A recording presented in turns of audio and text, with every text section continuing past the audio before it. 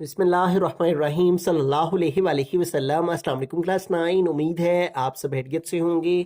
आज हम करेंगे रिव्यू एक्सरसाइज 1 के क्वेश्चन नंबर 8, 9 एंड 10 को। इससे कबल हम प्रीवियस वीडियोस में रिव्यू एक्सरसाइज 1 के क्वेश्चन नंबर 1 to 7 क्वेश्चन तक डिटेल से डिस्कस कर चुके हैं। इन तमाम के लिंक्स मैंने डिस्क्रिप्शन में दे दिए हैं, आप इनसे रिलेटेड भी लेक्चर ले सकते हैं।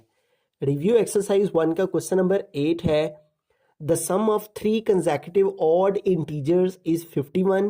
Find the three integers. तो वो कह रहे हैं अगर 3 consecutive odd integers को प्लस किया जाए तो आंसर 51 आता है। तो वो कौन से 3 इंटीजर्स होंगे उनको मालूम करें। ठीक है, तो हम क्या करेंगे, यहाँ पे सबसे पहले लेट कर लेंगे 3 consecutive odd integers। कंसेक्यूटिव का मतलब है एक के बाद दूसरे आने वाले, जैसे फर्स्ट कंसेक्यूटिव इंटीजर 3 होता है, उसके 1 होता है, फिर 3, फिर 5।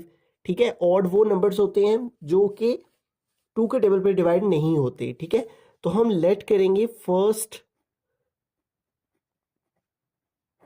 Odd integer.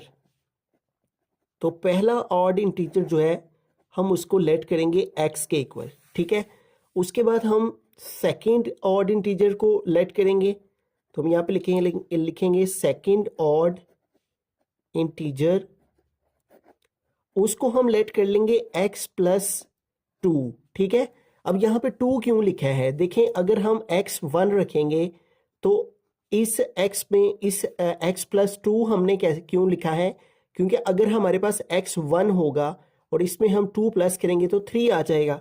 ठीक है, तो 3 क्या है, एक इंटीजर है। ठीक है, इसी तरह अगला नंबर हम जब रखेंगे तो हम उसके अंदर मजीद जो है हम यहाँ पे लिखेंगे third odd integer.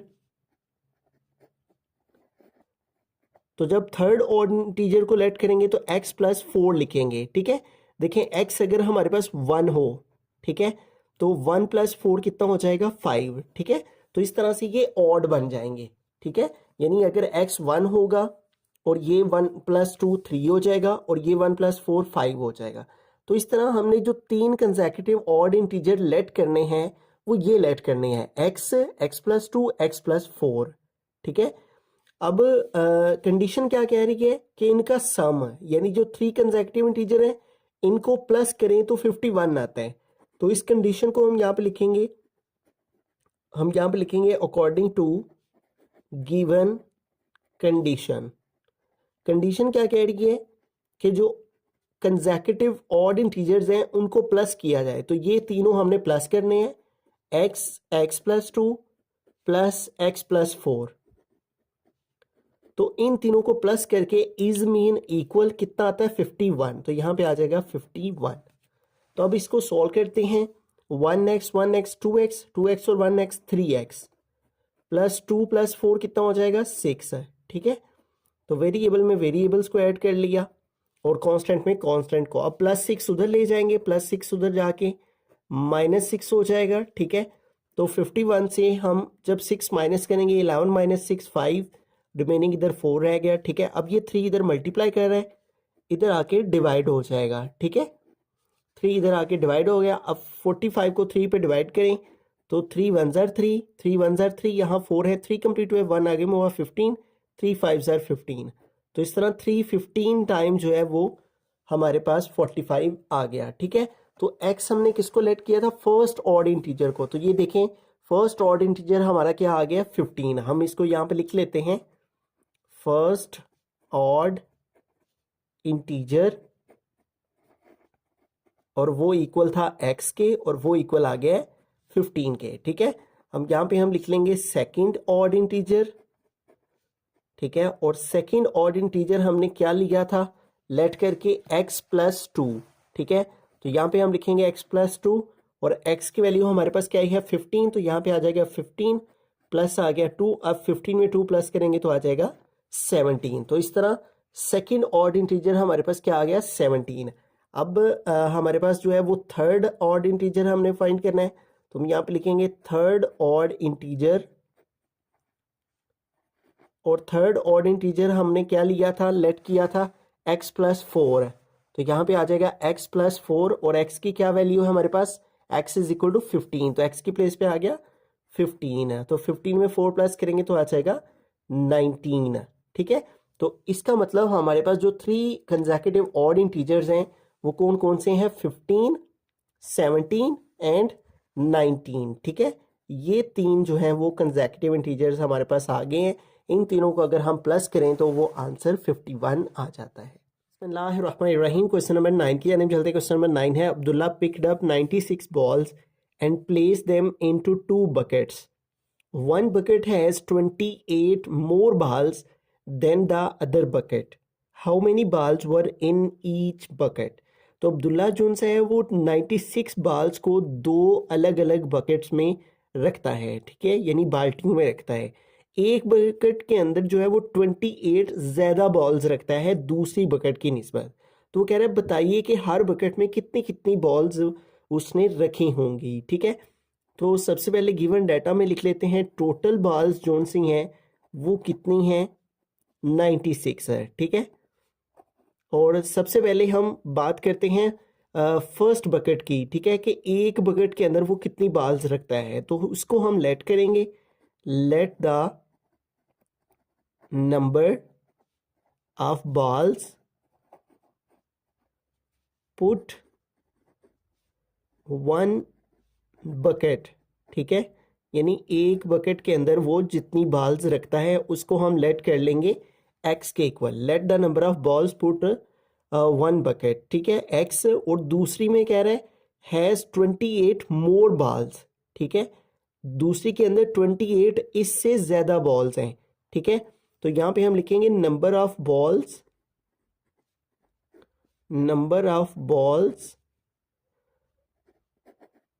Put in other bucket. तो एक में कितनी है हमारे पास? एक्स है, तो दूसरे में कितनी है? 28 ज़्यादा, इसका मतलब x प्लस 28। इस तरह से हम इसे लेट कर लेंगे। ठीक है, तो अब हम अकॉर्डिंग टू कंडीशन करेंगे यहाँ पे। तो हम लिखेंगे अकॉर्डिंग टू गिवन कंडीशन, और गिवन कंडीशन के मुताबिक दोनों बकेट्स में कितने बॉल्स हैं? टोटल 96 है। ठीक है, तो हम दोनों को प्लस करेंगे। पहली बकेट में कितने हैं? एक्स, इसमें हम प्लस करेंगे दूसरी बकेट में कितने हैं? X plus 28। ठीक है, और इन दोनों बकेट्स में टोटल कितने हैं? 96 है।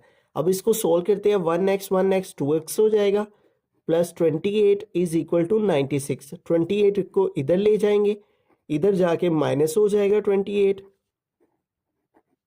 तो अब 96 से जो है वो हम 28 माइनस कर लेंगे। इधर से कर लिया 16, 16 से 8 माइनस किया 8, इधर रिमेनिंग 8 रह गई। 8 माइनस 2 आ गया 6, तो यहाँ आ गया 68। 2 इधर मल्टीप्लाई कर रहा है, इधर आके 2 जो है वो डिवाइड हो गया। अब इसकी कटिंग कर लेते हैं। ठीक है, 2 1 ज़ार 2, 2 3 ज़ार 6 और 2 4 ज़ार 8, तो क्या आ गया? 34। इसका मतलब कि जो नंबर ऑफ बॉल्स हैं इन फर्स्ट बकेट, ठीक है, यानी पहली बकेट के अंदर जो बॉल्स हैं वो हमने एक्स सेलेक्ट किए थे, तो वो कितने हैं? 34 है। ठीक है, तो हम यहाँ पे लिखेंगे so the number of balls in first bucket, और वो कितने हैं? 34। ठीक है, क्योंकि पहली बकेट को हमने एक्स सेलेक्ट किया, तो एक्स हमारे पास कितना है? 34, तो यहाँ पे आ गया 34। अब सेकंड बकेट के फाइंड करेंगे। ठीक है, और सेकंड बकेट को क्या लेट किया था? x प्लस 28, तो हम यहाँ पे लिखेंगे नंबर ऑफ बॉल्स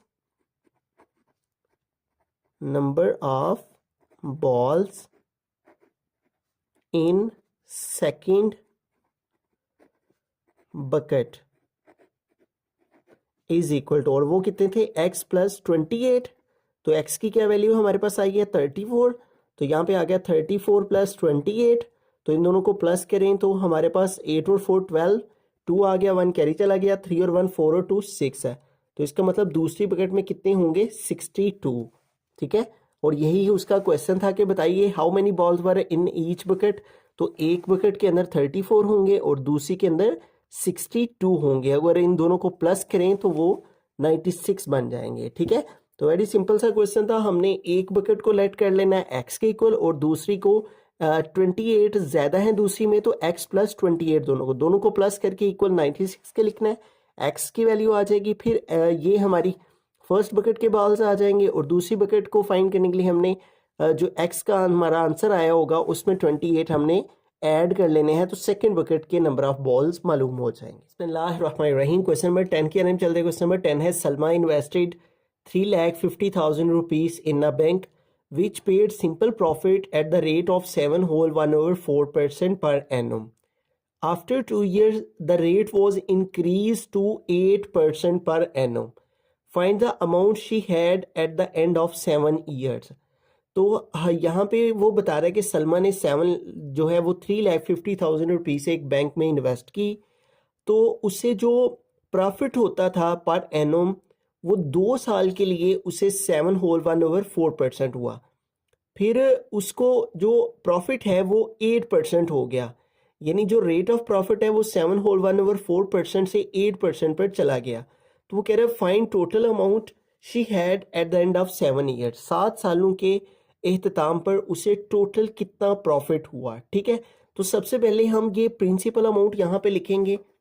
ठीक है, तो हम यहाँ पे लिखेंगे प्रिंसिपल अमाउंट, और प्रिंसिपल अमाउंट को हम जो है वो पी से रिप्रेजेंट करते हैं।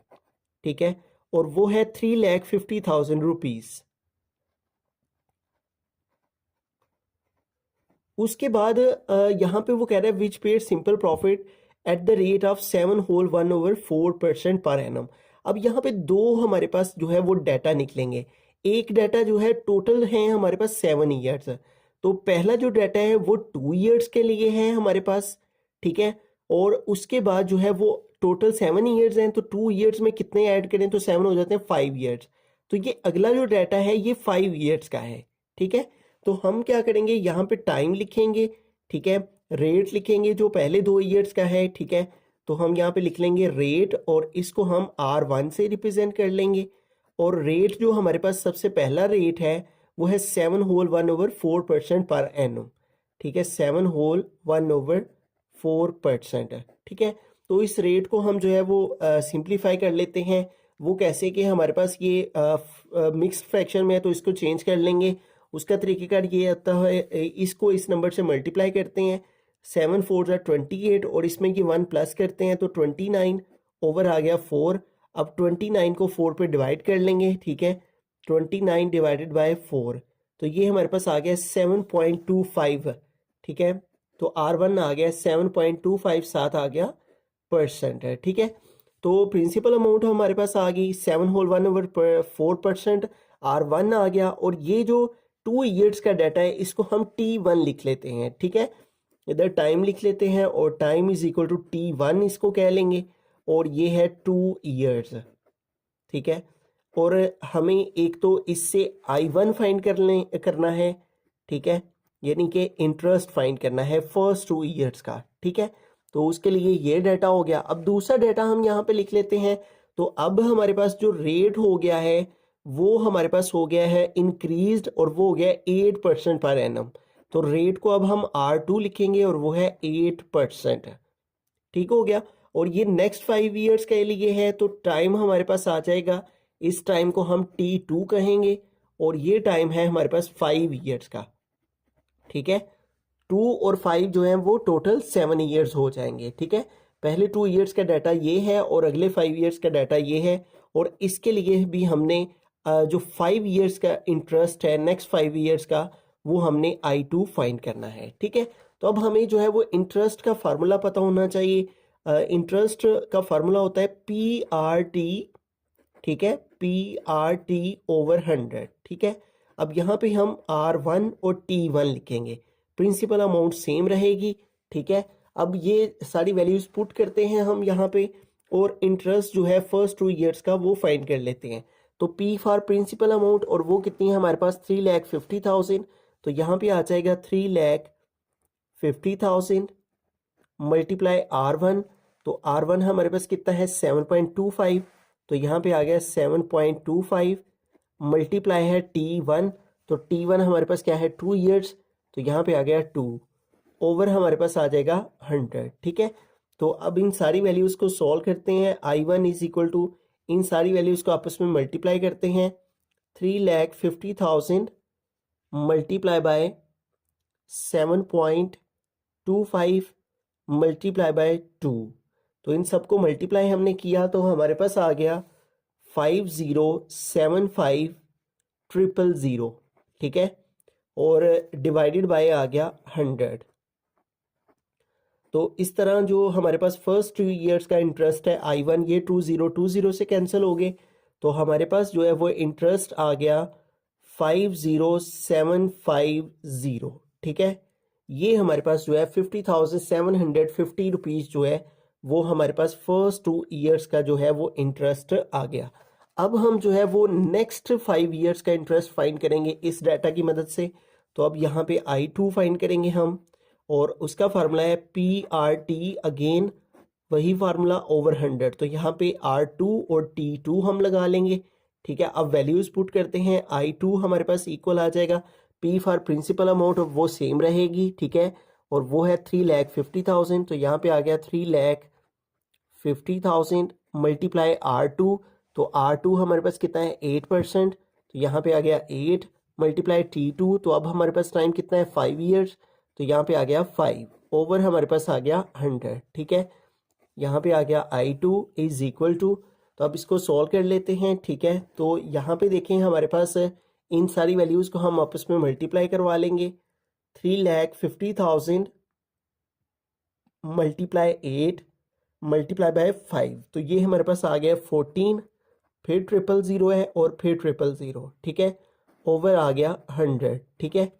तो अब ये 20 हमारे इस 20 से कट हो जाएंगे, और यूं आफ्टर 5 ईयर्स जो है नेक्स्ट 5 ईयर्स का इंटरेस्ट हमारे पास आ गया 14, और 1 2 3 और 4 0 है, ठीक है, यानी कि 1,40,000 रुपीज़, ठीक है। तो अब ये हमारे पास जो है वो इन 2 ईयर्स का इस रेट के अकॉर्डिंग हमारे पास जो है वो इंटरेस्ट आ गया है, और इस रेट के अकॉर्डिंग और 5 ईयर्स के टाइम के अकॉर्डिंग हमारे पास जो है वो इसका जो है वो इंटरेस्ट आ गया है। उसने क्वेश्चन में कहा है find the amount she had at the end of 7 years, 7 सालों के इख्तिताम पर उसे कितना जो है वो प्रॉफिट हुआ होगा, ठीक है, यानी हमें टोटल अमाउंट फाइंड करनी है। तो हम यहाँ पे लिखेंगे सलमाज अमाउंट आफ्टर 7 ईयर्स, ठीक है। तो 7 ईयर्स के इख्तिताम पर अब उसकी अमाउंट इतनी थी, ठीक है, 3,50,000, और उसे जो सबसे पहला इंटरेस्ट हुआ यानी फर्स्ट 2 ईयर्स में जो फर्स्ट 2 ईयर्स का इंटरेस्ट आया वो आया 50,750, ये भी प्लस करेंगे, प्लस जो उसको आफ्टर 5 ईयर्स जो इंटरेस्ट हुआ मिला वो है 1,40,000, वो भी इसमें हम प्लस करेंगे, ठीक है। तो अब इन तमाम वैल्यूज़ को हम ऐड कर लेते हैं। 3,50,000 प्लस 50,750 प्लस 1,40,000, ठीक है। तो ये सारी अमाउंट को ऐड करके कैलकुलेट करके हमारे पास जो टोटल अमाउंट आई है सलमा की आफ्टर 7 ईयर्स वो आ गई है 5,40,750 रुपीज़, ठीक है।